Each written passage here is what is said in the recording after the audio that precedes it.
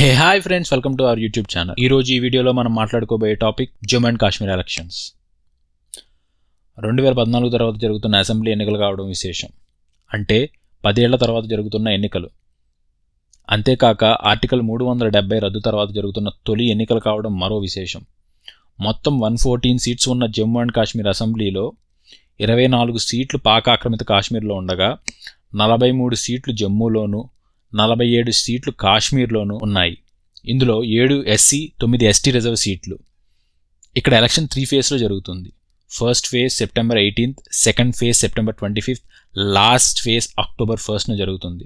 Counting October 8th జరుగుతుంది. Article 370 2019లో రద్దు చేసిన తర్వాత జమ్మూ అండ్ కాశ్మీర్ని 2 యూనియన్ టెరిటరీస్గా మోడీ గవర్నమెంట్ విడగొట్టింది. ఇప్పుడు కాశ్మీర్ని రాష్ట్ర హోదా లేకుండా ఎన్నికలకు వెళ్తుంది. ఈ ఎన్నికలు కూడా సుప్రీంకోర్టు డైరెక్షన్లో సెప్టెంబర్ 30 లోపు ఎలక్షన్ కండక్ట్ చేయమని సుప్రీంకోర్టు ఆర్డర్స్తో ఈ ఎలక్షన్స్ జరుగుతున్నాయి. 2024 ఎంపీ ఎలక్షన్స్లో జమ్మూ అండ్ కాశ్మీర్లో 5 సీట్స్ ఉండగా అందులో 2 సీట్స్ జమ్మూ, ఉదంపూర్ బీజేపీ గెలుచుకుంది. 24.36% ఓటింగ్ కూడా తెచ్చుకుంది. Another 2 seats Srinagar, Anantnag, Rajouri seats National Conference గెలుచుకొని 22.30% ఓటింగ్ తెచ్చుకుంది. కాంగ్రెస్ 19.38%, పీడీపీ 4.91% ఓటింగ్ తెచ్చుకున్నాయి. కానీ సీట్స్ ఏమీ గెలుచుకోలేదు. బారాముల్లా సీట్ నుండి మాత్రం Jammu and Kashmir separatist leader Sheikh Abdul Rashid గెలిచాడు. ఇక్కడ ఒక విశేషం కూడా ఉంది. బారాముల్లా సెగ్మెంట్లో నేషనల్ కాన్ఫరెన్స్కి గట్టి పట్టే ఉంది. 1957, 1967, 1971, 1996లో కాంగ్రెస్, 2014లో పీడీపీ గెలిచాయి. మిగిలిన అన్ని లోక్సభ ఎన్నికల్లో నేషనల్ కాన్ఫరెన్స్ గెలుస్తూ వచ్చింది. కానీ ఈసారి మాజీ ముఖ్యమంత్రి ఒమర్ అబ్దుల్లా స్వయంగా పోటీ చేసిన నియర్లీ 20% మార్జిన్తో రషీద్ చేతిలో ఈయన ఓడిపోయారు. ఒమర్ అబ్దుల్లా తండ్రి ఫరూక్ అబ్దుల్లా, తాత షేక్ అబ్దుల్లా ఇద్దరూ జమ్మూ అండ్ కాశ్మీర్ ముఖ్యమంత్రులుగా కూడా చేశారు. 2014లో జరిగిన కాశ్మీర్ అసెంబ్లీ ఎన్నికల్లో మొత్తం 83 సీట్స్కి గాను పీడీపీ 22.67% ఓట్ షేర్తో 28 సీట్స్, బీజేపీ 22.98 ఓట్ షేర్తో 25 సీట్స్, నేషనల్ కాన్ఫరెన్స్ 20.77% ఓట్ షేర్తో 15 సీట్స్, కాంగ్రెస్ 18.01% ఓట్ షేర్తో 12 సీట్స్ గెలిచాయి. ఆ ఎలక్షన్స్ తర్వాత 2 పరస్పర విరుద్ధ పార్టీలు బీజేపీ, పీడీపీ కలిసి గవర్నమెంట్ ఫామ్ చేశాయి. ఇక్కడ BJP national integration India is one అనే పార్టీ అయితే PDP out right extreme opposite party. Article 370 ఉండొద్దని బీజేపీ అంటే ఆర్టికల్ 370 కన్నా ఎక్కువ అటానమీ కావాలని పీడీపీ అంటుంది.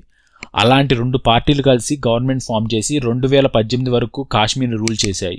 2014లో 83 ఉన్న అసెంబ్లీ సీట్స్ 2023 డీలిమిటేషన్ తర్వాత జమ్మూ డివిజన్లో 37 నుండి 6 పెరిగి 43 అయితే కాశ్మీర్ డివిజన్లో 46 నుండి 1 పెరిగి 47 అయ్యాయి. 2014లో లదాఖ్ కూడా జమ్మూ అండ్ కాశ్మీర్ అసెంబ్లీలో అంతర్భాగంగా ఉండేది. అక్కడ 4 అసెంబ్లీ సీట్స్ ఉన్నాయి. అవి కూడా కలిపితే 87 సీట్స్ అవుతాయి. కానీ ఆర్టికల్ 370 రద్దు తర్వాత లదాఖ్ని సపరేట్ యూటీగా, జమ్మూ అండ్ కాశ్మీర్ని సపరేట్ యూటీగా చేశారు. ఇక్కడ క్లియర్గా బీజేపీకి స్ట్రాంగ్ హోల్డ్ ఉన్న హిందూ మెజారిటీగా ఉండే జమ్మూలో సీట్స్ బాగా పెరిగాయి. ఇప్పుడు ఆల్మోస్ట్ జమ్మూ అండ్ కాశ్మీర్లో ఈక్వల్గా సీట్స్ అయ్యాయి. 2002లో జమ్మూలో 1 సీటు గెలుచుకున్న బీజేపీ 2014లో 25 సీట్స్ దాకా గెలుచుకుంది. 2024 ఎలక్షన్స్లో పూర్తిగా కాశ్మీర్ను వదులుకొని అక్కడ పోటీ కూడా చేయని బీజేపీ ఇప్పుడు అసెంబ్లీ ఎన్నికల్లో కూడా సేమ్ స్ట్రాటజీతో ఎలక్షన్ చేస్తుందేమో చూడాలి.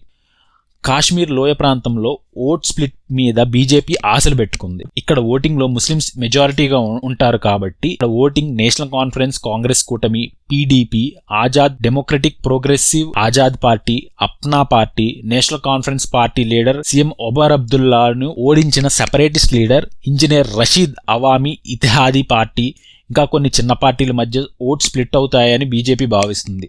కానీ జమ్మూలో బీజేపీకి స్ట్రాంగ్ హోల్డ్ ఉంది. ఇక్కడ 6 నెలల క్రితం జరిగిన లోక్సభ ఎన్నికల్లో 2 ఎంపీ సీట్లు ఉంటే 2 ఎంపీ సీట్లను బీజేపీ గెలుచుకుంది. ఇక్కడ ఎలక్షన్ మెయిన్గా కాంగ్రెస్, బీజేపీ మధ్య ఉంటుందని బీజేపీ నమ్ముతుంది. బీజేపీ ప్రాక్సీ పార్టీలైన అప్నా పార్టీ, గులాం నబీ ఆజాద్ స్థాపించిన డెమోక్రటిక్ ప్రోగ్రెసివ్ ఆజాదీ పార్టీ, కొన్ని సీట్స్ వస్తే అవి కూడా తమకు సపోర్ట్ చేస్తాయని బీజేపీ ఒక ఎస్టిమేట్లో ఉంది. అప్నా పార్టీ డెవలప్మెంట్ ఎజెండాతో ఉన్న కాశ్మీరీ పార్టీ. అది కాశ్మీర్లో గ్రో అవ్వకపోవడానికి కారణం అది బీజేపీని ఫాలో అవుతుంది అని కాశ్మీరీ ప్రజలు నమ్మడమే. గులాం నబీ ఆజాద్ కాంగ్రెస్ పార్టీలో సీఎంగా, సెంట్రల్ మినిస్టర్గా, స్టేట్ ఇన్ఛార్జ్గా, రాజ్యసభలో లీడర్ ఆఫ్ అపోజిషన్గా ఎన్నో పోస్టులు ఇచ్చిన కాంగ్రెస్ని ఆయన మళ్ళా తన రాజ్యసభ ఎంపీ సీట్ రెన్యువల్ చేయలేదని వదిలేశారు. ఆయన బీజేపీ బుట్టలో వేసుకొని పద్మవిభూషణ్ ఇచ్చింది. ఆయన లాస్ట్ డే ఆఫ్ రాజ్యసభలో ఉన్నప్పుడు మోడీ ఎమోషనల్ స్పీచ్ కూడా ఇచ్చారు. బీజేపీ పోస్ట్ పోల్ స్ట్రాటజీ కూడా ఇప్పుడే ప్రిపేర్ అయినట్టు కనబడుతుంది. ఎందుకంటే బీజేపీ జమ్మూ అండ్ కాశ్మీర్ ఇన్ఛార్జిగా తెలుగువాడు రామ్ మాధవ్ను వేసింది. ఇదే రామ్ మాధవ్ 2014లో జమ్మూ కాశ్మీర్లో PDP BJP government architect. North ఈస్ట్లో బీజేపీ గవర్నమెంట్ ఫామ్ చేయడంలో ఆయనే మెయిన్ ఫిగర్.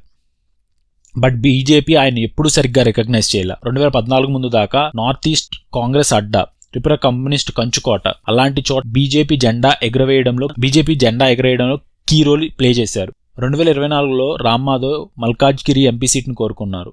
కానీ ఆర్గనైజేషన్లో ఎదుకొచ్చిన రామ్ మాధవ్ కన్నా బీజేపీ ఈటెల రాజేంద్రే ఎక్కువ అయిపోయాడు. పోస్ట్ పోల్ స్ట్రాటజీలో భాగంగా బీజేపీ తనకు తగ్గే సీట్స్ని పీడీపీ సపోర్ట్ తీసుకొని కవర్ చేయొచ్చని బీజేపీ ఇంకొక అంచనాలో ఉంది. ఇక్కడ ఎలక్షన్కి బీజేపీ ఇన్ఛార్జిగా కిషన్ రెడ్డి, రామ్ మాధవ్ ఉండడం తెలుగు వాళ్లగా మనకు గర్వకారణం. 5 లక్షల ఉద్యోగాలు, 45 ఏళ్లు దాటిన ప్రతి మహిళకు 18,000 నగదు, infrastructure and tourism development, Ujjwal scheme కింద మహిళలకు 3 గ్యాస్ సిలిండర్లు ఫ్రీగా ఇస్తామని బీజేపీ అంటుంది. ఇక్కడ విచిత్రం ఏంటంటే అసలు గ్యాస్ మీద ఉన్న సబ్సిడీనే తీసేసింది బీజేపీ. మళ్ళా అదే పార్టీ ఫ్రీ సిలిండర్లు అంటుంది. ఇక కాంగ్రెస్ విషయానికి వస్తే కాంగ్రెస్ 32 సీట్లలో పోటీ చేస్తుండగా నేషనల్ కాన్ఫరెన్స్ 51 సీట్లలో పోటీ చేస్తున్నాయి. ఇక మిగిలిన 5 సీట్లలో ఫ్రెండ్లీ కంటెస్ట్ ఉంటుందని ప్రకటించాయి. మిగిలిన 5 సీట్లో ఫ్రెండ్లీ కంటెస్ట్ ఉంటుంది అని ప్రకటించాయి. ఫ్రెండ్లీ కంటెస్ట్ అంటే మిగిలిన సీట్లో కాంగ్రెస్, నేషనల్ కాన్ఫరెన్స్లో ఏదో ఒక పార్టీ మాత్రమే పోటీ చేస్తాయి. ఫ్రెండ్లీ కాంటెస్ట్ ఉన్న చోట కాంగ్రెస్, నేషనల్ కాన్ఫరెన్స్ రెండూ తలపడతాయి. ఇక ఇండియా అలయన్స్లో భాగంగా సిపిఎం ప్యాంథర్స్ పార్టీకి చిరొక స్థానాన్ని కేటాయించారు. Congress Jammu and Kashmir statehood restoration మీద ఎక్కువగా ఫోకస్ చేస్తుంది. అన్ఎంప్లాయ్మెంట్ మీద ఎక్కువగా మాట్లాడుతుంది. National Conference, PDP article 370 special status restore చేస్తామంటున్నాయి. పీడీపీ ఒక అడుగు ముందుకేసి పాకిస్తాన్తో మాట్లాడాలి అని కేంద్రం మీద ఒత్తిడి కూడా తీసుకొస్తామంటుంది. లాస్ట్ ఎలక్షన్స్ తర్వాత పీడీపీ బీజేపీతో అలయన్స్ పెట్టుకోవడం వల్ల పీడీపీని కాశ్మీర్లో ఎక్కువ ఎవరూ నమ్మటం లేదు. దాని ఎఫెక్ట్ పీడీపీ ఓటింగ్ మీద ఎంత ఉంటుందో చూడాలి. ఇక separatist leader Rashid party AIP వల్ల నార్త్ కాశ్మీర్లో నేషనల్ కాన్ఫరెన్స్ ఓటింగ్ బాగా డ్యామేజ్ చేస్తుంది అంటున్నారు. 6 months బ్యాక్ జరిగిన లోక్సభ ఎన్నికల్లో ఇక separatist leader Rashid party AIP effect వల్ల నార్త్ కాశ్మీర్లో నేషనల్ కాన్ఫరెన్స్ ఓట్ బ్యాంక్ బాగా డ్యామేజ్ చేస్తుంది అంటున్నారు. 6 months బ్యాక్ జరిగిన లోక్సభ ఎలక్షన్స్లో ఇదే రషీద్ ఎక్స్-సీఎం ఒమర్ అబ్దుల్లా కన్నా 2 times ఎక్కువ ఓట్లు తెచ్చుకున్నారు. ఆర్టికల్ 370 రద్దు తర్వాత జమ్మూ అండ్ కాశ్మీర్ని యూటీ చేసినప్పుడు స్టేట్హుడ్ రీస్టోర్ చేస్తామని మోడీ గవర్నమెంట్ చెప్పింది. కానీ ఇంతవరకు దాన్ని ఊసే లేకుండా పోయింది. జమ్మూ అండ్ కాశ్మీర్కి ఒక లెఫ్టినెంట్ గవర్నర్ని నియమించి పాలన చేస్తుంది కేంద్రం. అంతేకాకుండా జూలైలో గవర్నర్ పవర్స్ పెంచుతూ కొత్తగా ఒక జీవో జారీ చేసింది. ఇక్కడ బీజేపీ కాకుండా ఎవరు గవర్నమెంట్ ఫామ్ చేసినా ఢిల్లీలో కేజ్రీవాల్ని గవర్నర్ ద్వారా ఎన్ని తిప్పలు పెట్టారో ఇక్కడ కూడా అన్నే అంతకు మించి పెడతారు. ఇక ఎన్నికైన ఏ ముఖ్యమంత్రికి ఎన్ని పవర్స్ ఉంటాయో చూద్దాం. జై Hind. Thanks for watching. Love you all guys.